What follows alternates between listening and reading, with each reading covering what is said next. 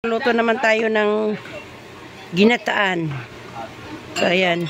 Nilagay ko na yung saging at saka kamote, tapos gabi.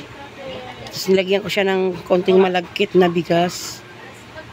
Ayan, dahil luto na yung biko natin. Ay, ito naman yung niluto ko. Ginataan. Wala pang ano to, wala pang niyog.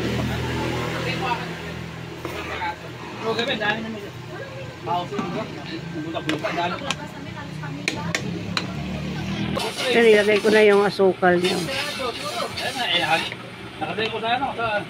Tapos sago. Sago. Ito na ako kinabeng. Oo. Kukundi lang.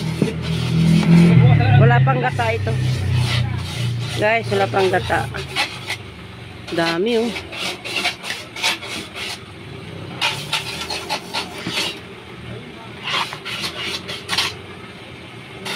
Buti pala nag-atay ka niya kahapon.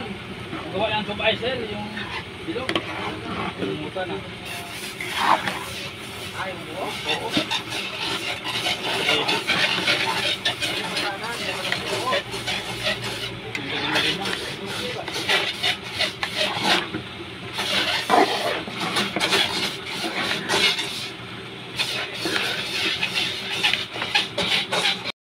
Hey guys, ilalagay na natin yung niyog. Sakto na yung tamis niya. Mamaya, tikman ko. Niyog. Wow, sarap. Daming gata. 5 gata. Pang-race mo yan, te? YouTube. Yes. Dapat pag ganun siya dapat. Hindi YouTube. Sa YouTube. Pero ano yung hugis niya kung nakaganyan? Ah, ganyan siya. Landscape.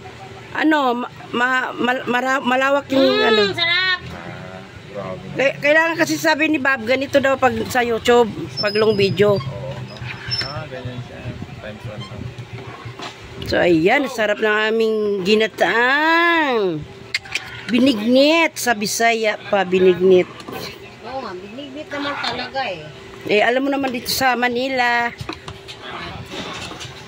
ang tawag nila dito, ginataan. Sir, tikman mo nga, sir. Binignit. Ala, ikaw rin. Ikaw na. Dari ko tanggawin. Ngayon ko gamatoy. Wala pa man ni makulo ang... Okay na nang dili mo kulo sa tagay na ko gamay be kamo ko. Patakira ay naghahanak ayo. Tikman muna natin. Yan, tikman na natin.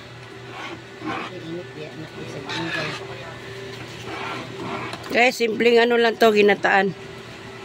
Kasi kami lang naman nakakain eh.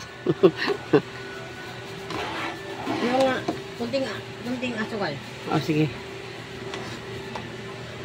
Ano lang hinalo ko dito? Gabi, kamote, saging, sago, at malagkit na bigas. Sukal, niyog. Ang sarap. O, diba? Magata. Yung sarap nga Ay, yun. mamang gigyan Ate Michelle. Kasama mo yung gipiga doon? Hindi, kalahati. Hinati ko pa yun. Di ba yun nasa taperon malaki? Binawasan ko yung para dito sa biko. Kanina. Yung may gata, yung gipiga na. Dito sa biko. Doon yung sa gilid. Dalawa yun eh. So, ayan guys. Luto ng aming biko tuloy, sorry. Ginataan. Ginataan. Ang sarap na gata siya, Ate Michelle. Ay, masarap nga yung pag maraming gata. So, ayan guys. Hanggang dito na lang aking video. Kainan na. Thank you for watching.